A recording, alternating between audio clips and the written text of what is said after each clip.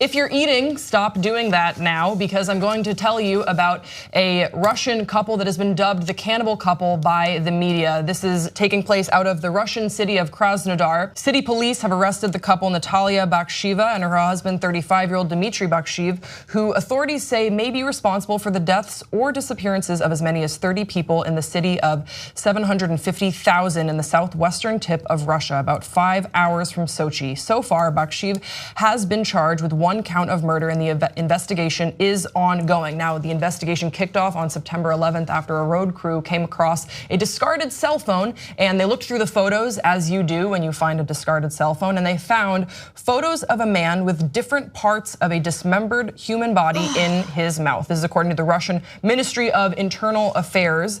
And then around this exact same time, the investigators were poring over the phone. Officers found the dismembered corpse of a 35-year-old woman near the state-run aviation academy where the couple lived. That is according to Vice News. Now, once they determined that the phone's owner was Bakshiv, they arrested him. And according to reports, he pretty much confessed almost immediately. In police custody, he told authorities that he and his wife had practiced cannibalism at least 30 times in the past 2 decades. Now, this is an ongoing investigation. They're still trying to figure out the details and piece everything together. But what they can discern from photo stamps is that they might have started killing as early as 1999. In the place of residence of the suspects, so once they searched the home, the investigators discovered fragments of the human body in saline solution in the dormitory. Frozen meat parts of unknown origin were seized in the kitchen. So you guys know I host Murder with Friends, so this is something that I understand why I'm interested in. This story has gone viral. A lot of murder stories don't go viral,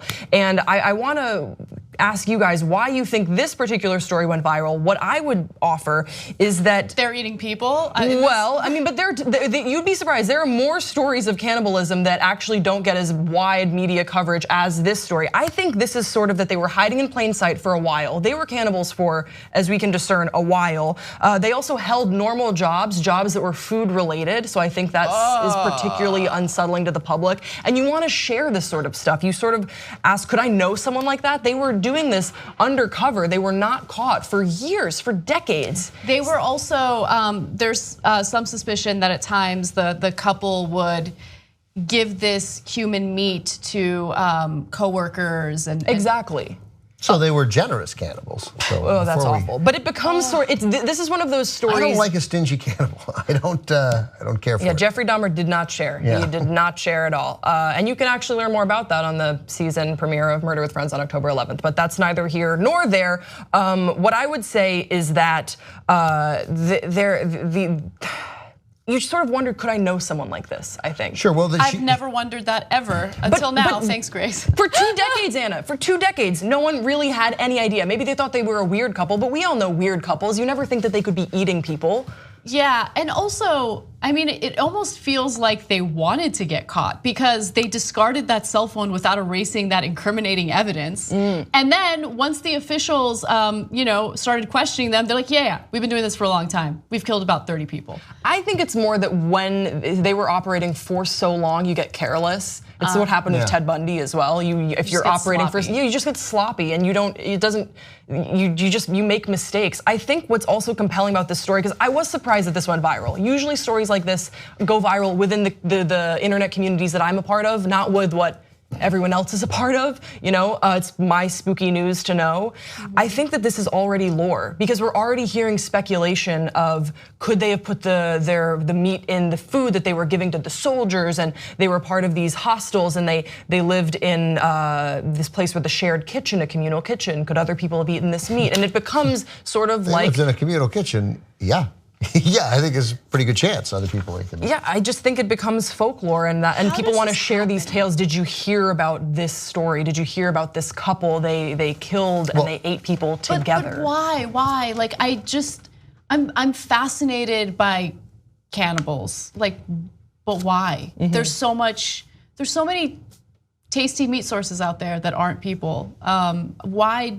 Like, do you know anything about the psychology behind it? Well, what I can say with what I know about Jeffrey Dahmer's cannibalism was that for him it was the psychology of he wanted a part of his victims to be with him forever, and it was the most intimate thing that he could think of was literally eating and consuming a partner because in his brain he cared for, loved them, or respect, no, not respect. The words don't matter because they are monsters, so it's hard to humanize what they are feeling.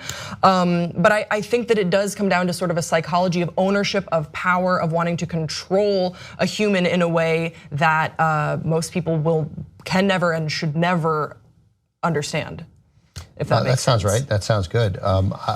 First of all, I didn't know there was a city of near 750,000 people called Krasnodar.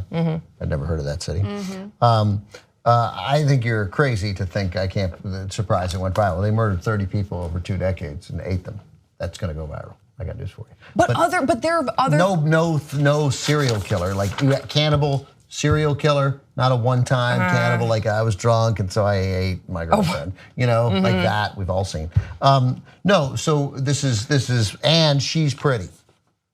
That's a part of it. I think that's a huge part of it because what I would counter to that. So that adds to the how normal does it look? She's like, oh, you know, she's got style, right? Yeah. She gets her hair done. And what I would You know? counter to that, Ben, is that actually earlier this year, Siberian police officer Mikhail Popkov, who was nicknamed the Werewolf of Siberia, was arrested and confessed to killing 81 people. And you just heard about that now. So it doesn't always go viral. Right, but he didn't eat him. He just killed him. But it's still brutal. I mean, it's still very brutal. First of all, let's just for a moment, I mean, praise Grace just tearing through each Russian name and Russian city. Oh I mean, my like gosh, I boom, know. boom, one after the other, no Did you hesitation. practice? What's going like it's on? like, My dad, before we moved to Belgium, my dad taught me a little bit of Russian because he wanted us to be bilingual. Oh, okay. So I But can it's say like- Zdravstvuyte. But it's like I the can say town. that. But it's like the town was Carson City, and the names were, you know, Bob Smith and his wife Sheila Smith. You know, and you're like, you know, Natalia Bakshieva and her husband Dmitry Bakshiv. You know, they'd been residents of Krasnodar for some time. You know, I'd like see it coming, and I'm like, you know, I'm like thank practicing in my You're head. like prepping yourself mentally, preparing yourself for it. I will add that to my resume. Pronunciation of Russian names that she was prior unfamiliar to. Grace Baldridge. Help us build independent media together. Come join us, tytnetwork.com/join.